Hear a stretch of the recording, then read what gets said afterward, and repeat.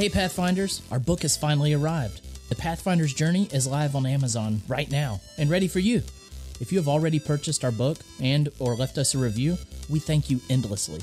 If you haven't, what are you waiting for? The ebook sale of 99 cents won't last long, so head over to Amazon today to get your copy. Be sure to download the free 7-day reading journal to make your journey even more worthwhile. Well, that's all for now.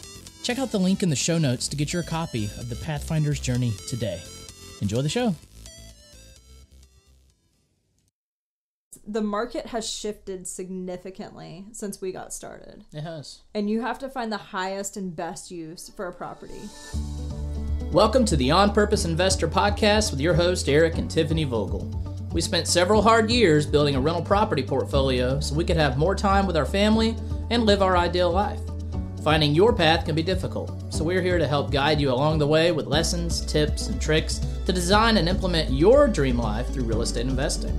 Now sit back, turn up the volume, and get ready for this episode of the On Purpose Investor.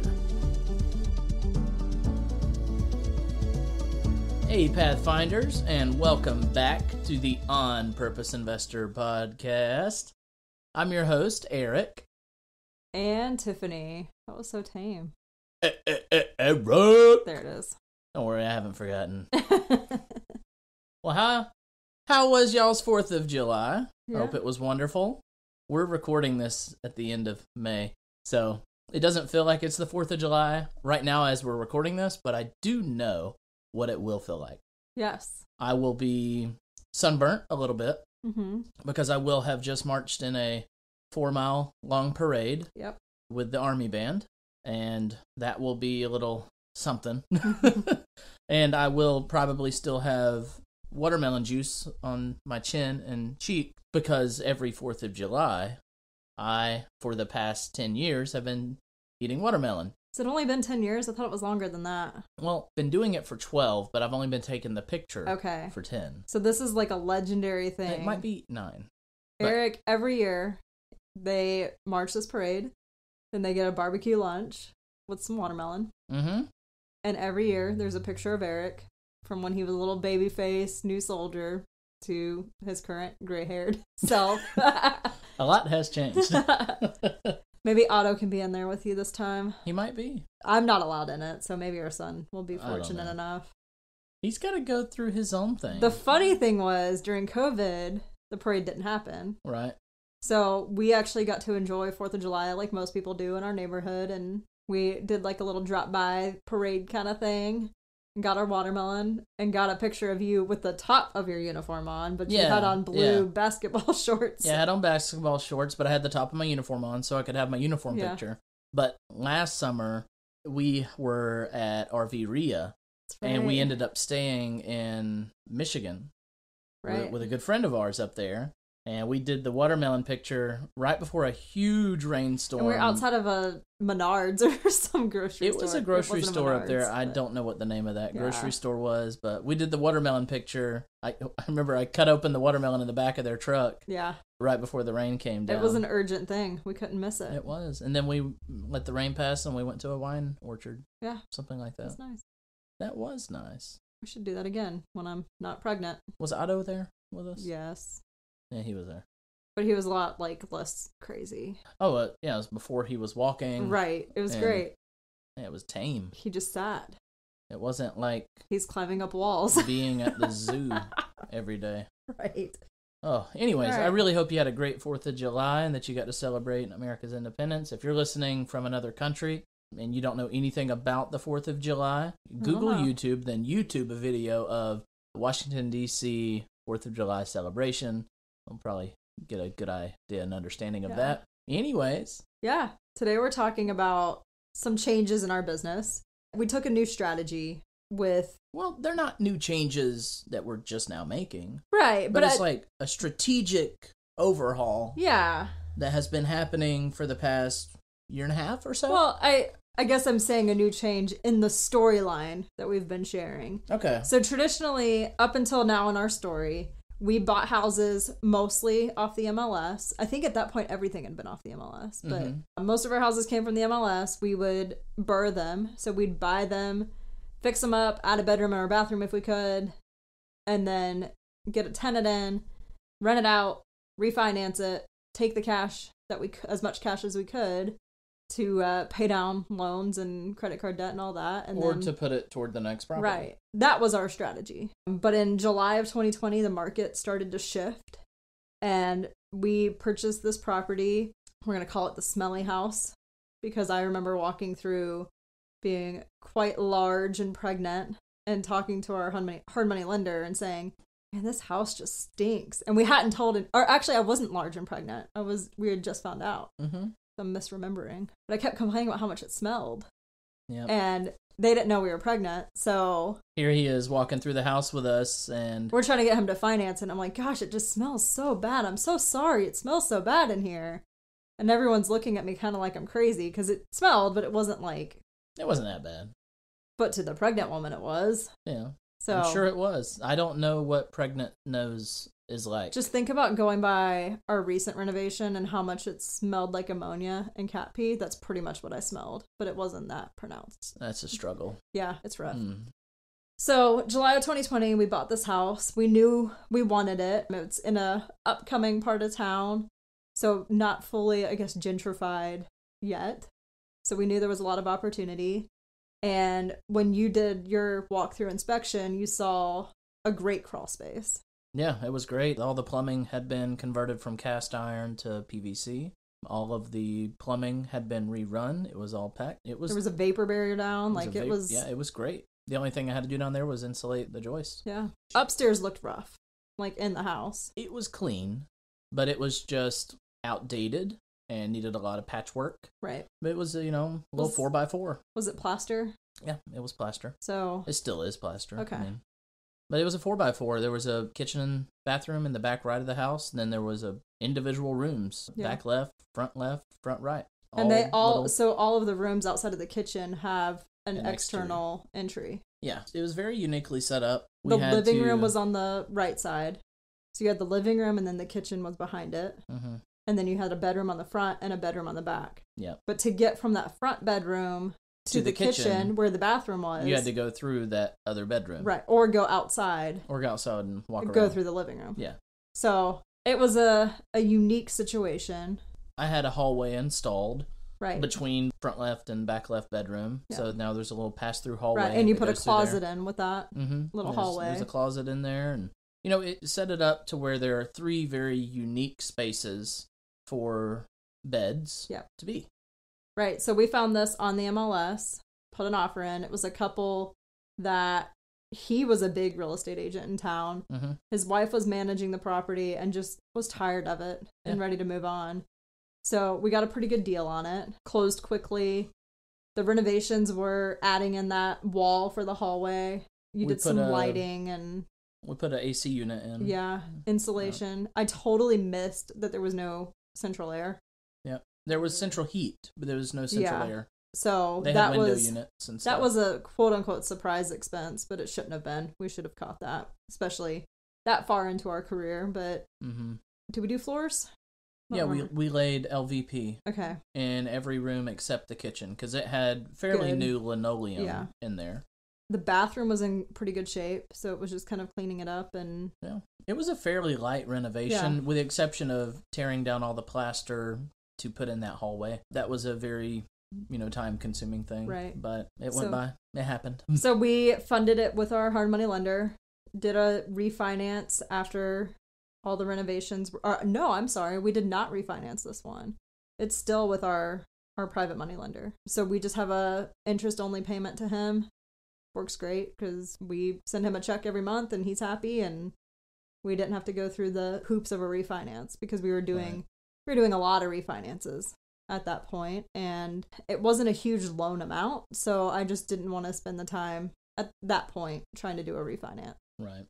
So we bought this one intentionally to set up as a rent by the room situation. Yeah. Nope. So we met someone on the cruise, the infamous cruise that we went on, who uses this model, and everyone talks about him like he's the greatest thing, and he is the greatest thing. Super smart. Quite a character. I really enjoy his company. So we were like, this guy he's killing it. Like, let's try this model. Mm-hmm. So we decided to rent by the room, and... they require us to put a bed with a bed frame and a nightstand with a lamp in each room.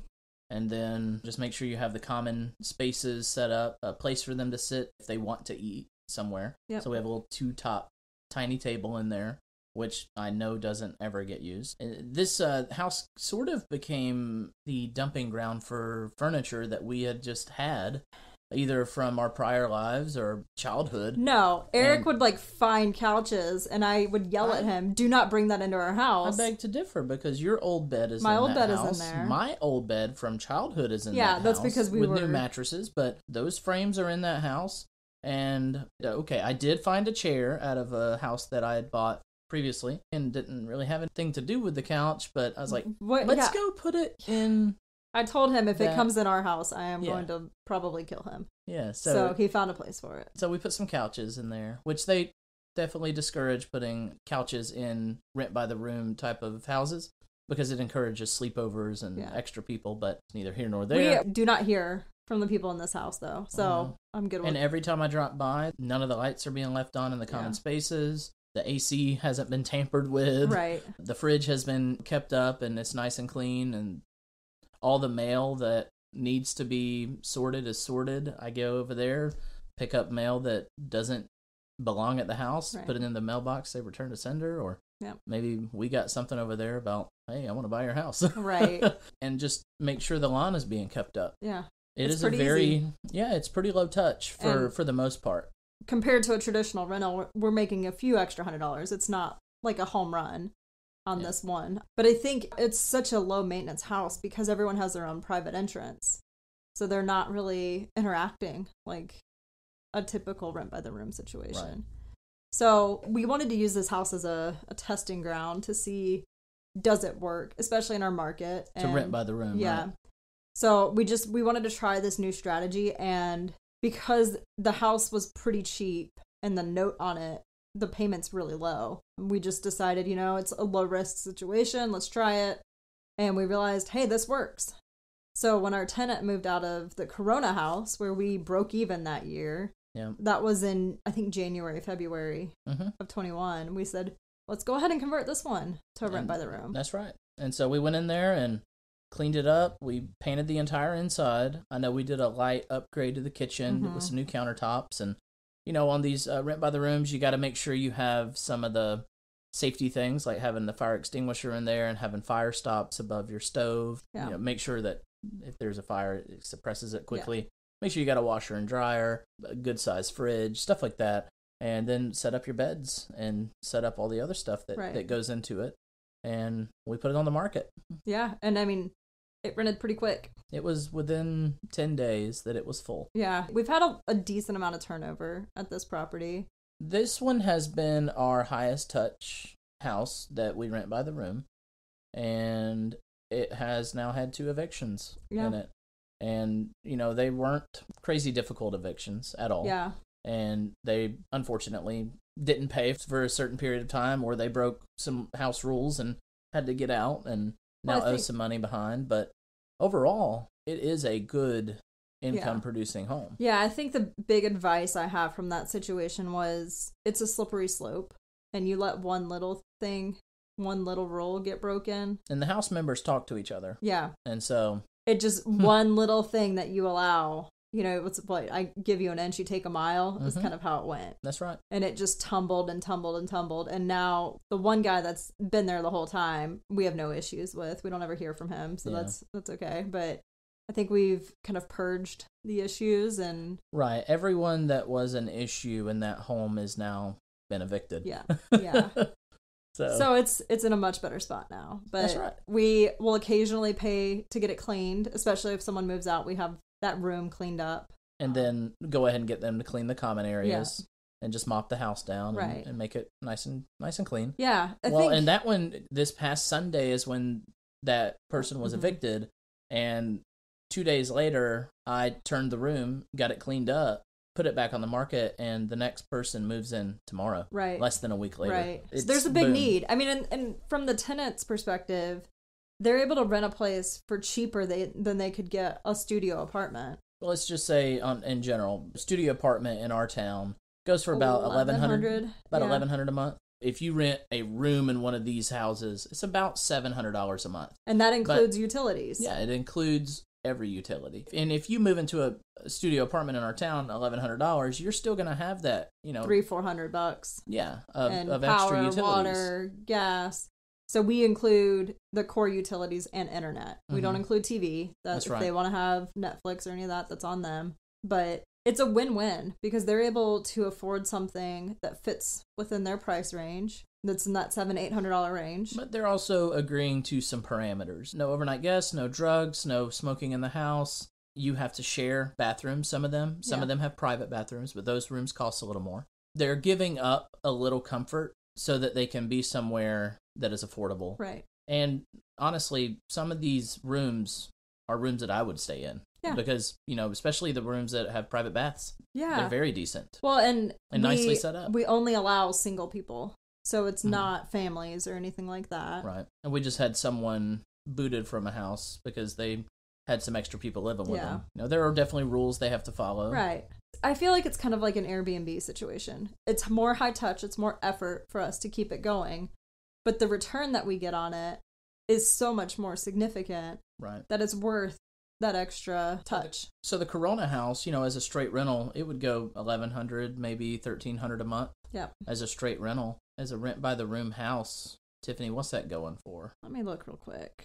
It's about almost $2,000. We still have to pay the utilities on that, but it might cash flow $400 as a straight rental, but as a $900 as a rent by the room, we're cash flowing $900. Yeah, so I think we're doubling the cash flow by doing it this way. I think for us, what this allowed us to do was to get to our financial freedom number faster with fewer homes. Mm-hmm.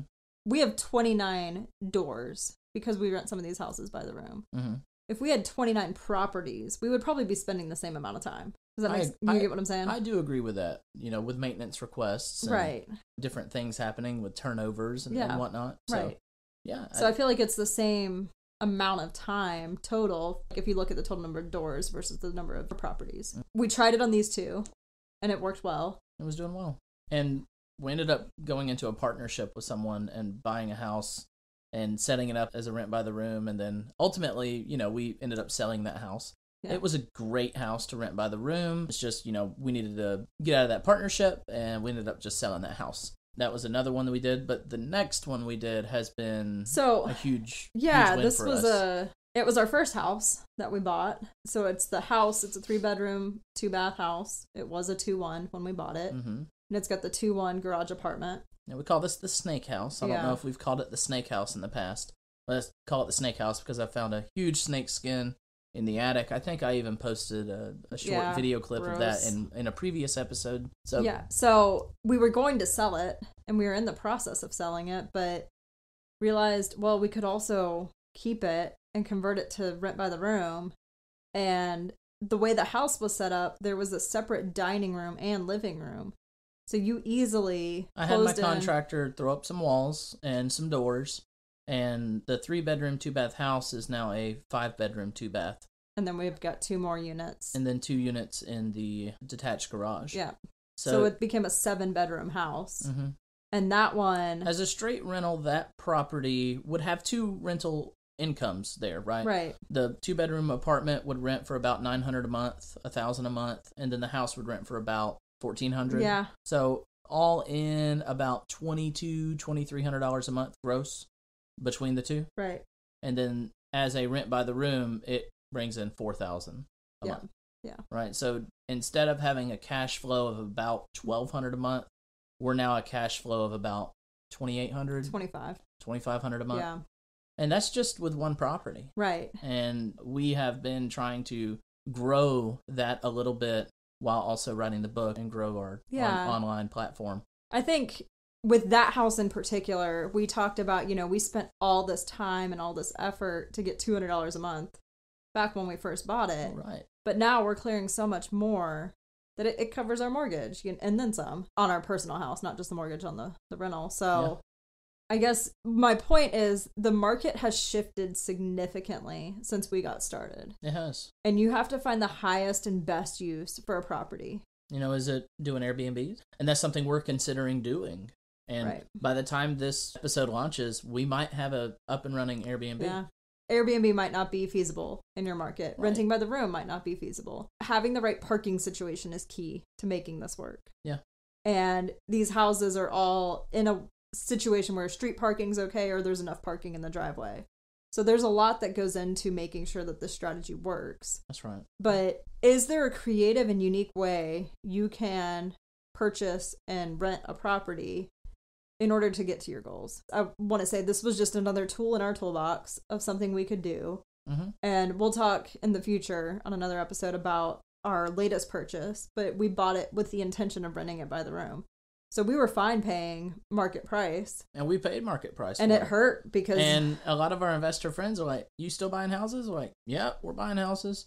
I'm like, oh, you bought that one. I saw that one was on the market. Did you pay that? I was like, yeah, we paid that. And I feel like it's probably already gone up in value. Oh, but yeah, we were able to add a bathroom and a bedroom, so that helps. But being able to approach things with a different viewpoint can be the difference between achieving your dream life and not. One of the things I've heard lately that is really playing at my brain for some of newer investors is leasing a property with the permission of the owner. Make sure you're not doing this in a shady way, but taking a lease from the owner called a master lease and then adding in the furniture and making it an Airbnb. So that way you don't have to have the cash to purchase the property. You're putting in maybe $20,000 in furniture to furnish it. Well, maybe. So go with me here. You could essentially not even have to do that. Okay. You could go to a furniture rental store. I'm just saying, say you have zero money and you have all the ambition, right? Yeah. And you rent this house from a person and they give you the permission to set it up, right? So you're renting it with the ultimate outcome that you're going to set it up as a Airbnb. It's called rental arbitrage. Right. And so you take it and you rent it out and you fill it up with all this furniture from, let's say, like Aaron's or Rent-A-Center or something like that. And now you just have a monthly note to pay for all these beds and dressers and tables. It's a risky strategy. And stuff. This is probably the highest risk one, right? Yeah. So let's say you have a $900 a month rental obligation from the store that you furnish the house with, and you have a $1,200 a month obligation to pay that landlord. So you're $2,100 a month all in, but that Airbnb might gross you $4,500 a month. And that's a way for you to get in there and set up this house as a Airbnb with very little money in. And if you have the cash to buy $20,000 worth of furniture or put it on a credit card or with zero interest, however... Oh, those rental stores are going to be a lot higher interest than a credit card, I assume. So if I was starting out today, that's what I would do. Get a 0% intro credit card. If they can qualify, but yes. Right. Buy the furniture that I need. And honestly, we used a lot of our old furniture in our property. So leverage your furniture as much as you can if you have extra stuff. If I were going into this with very, very, very little money, I would be at yard sales. Yeah. I would be at yard sales looking for furniture that was unique and clean. Right. And I would design a Airbnb or a short-term rental of sorts that was themed in some way where it looks like it's supposed to be there in that particular way. Maybe you're setting up some type of, themed house and each room is a different Victorian era or, maybe there's a Renaissance room or a Victorian room. There are so many ways for you to come into this hot market and still win. Right. There really is. So take your whatever you have, make that investment in the furniture. If you think about the cash on cash return, like, let's say you put 20 in, but you're making $2,000 a month. You've paid yourself back in the first year. Oh, right. And then after that, you're just reaping in a buku of money. And you're not getting some of the benefits that home ownership and renting has, but you're solving a problem for that landlord because they have a steady renter that is reliable and paying the rent on time. Your guests are getting a good experience. I don't know how to be an Airbnb host. I would figure that out and research it. I know there's tons of books out there. But if I was starting out, I would find something like that to leverage the tools in my toolbox. And it might not be buying houses. It might be renting them and then subleasing them with permission of the owner. I want to make that very clear. And then using that to produce income to later buy that property from that landlord, maybe. Yeah. Or maybe that produces enough income to buy the neighbor's house or buy your next house that you live in for a year and then you move out. Or it funds the furniture for the next one. Right.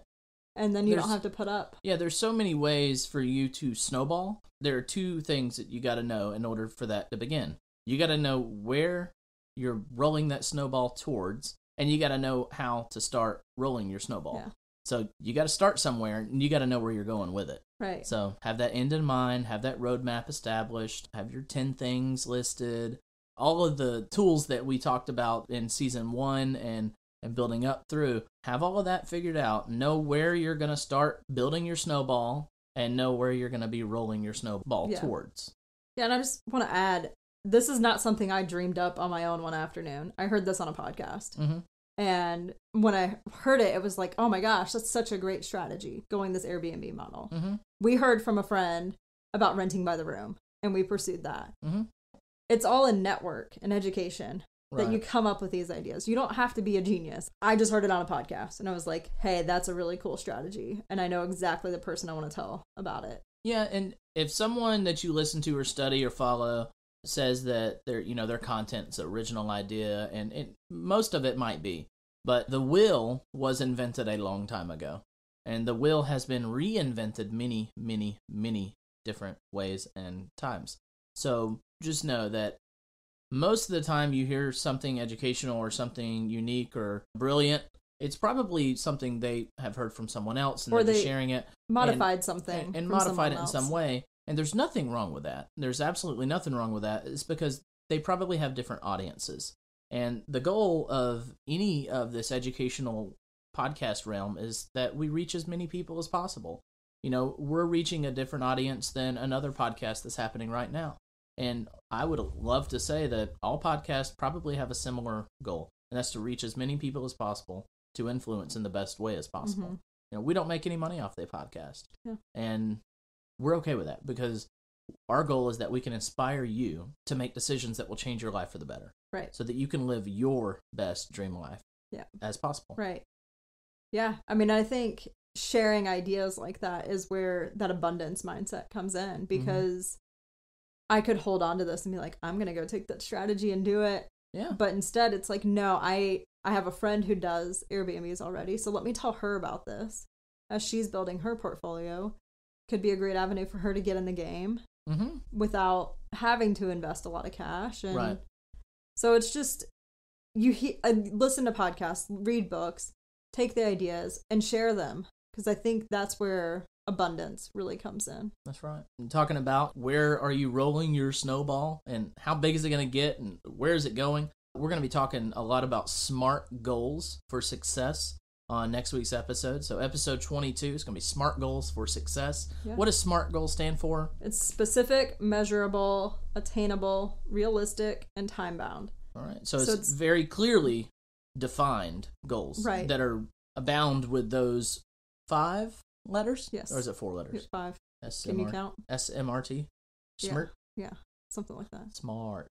Gotta have the long A in there. Yeah. But please join us next week while we talk about episode 22. Please pray for us, because we plan to homeschool our children, and they're going to need a lot of help. They're going to be very SMRT. Right. Thanks, y'all, for hanging out with us and listening to us talk about how we changed our strategy to reach our goals. What lessons can you take from this conversation and apply to your life? Don't let the time you just invested go to waste. You only get one life, so live it purposely. That's all we have for you today. See you next time. Are you ready to discover and build your dream life? Then it's time to become a Pathfinder. Head over to onpurposeinvestor.com and sign up for our newsletter to get tips and tricks to help you find your path and get the latest from our blog. If you haven't already, we'd really appreciate an honest review on your favorite podcast app. If you're enjoying this show, share it with friends, family, and fellow investors. See you next time at the On Purpose Investor Podcast.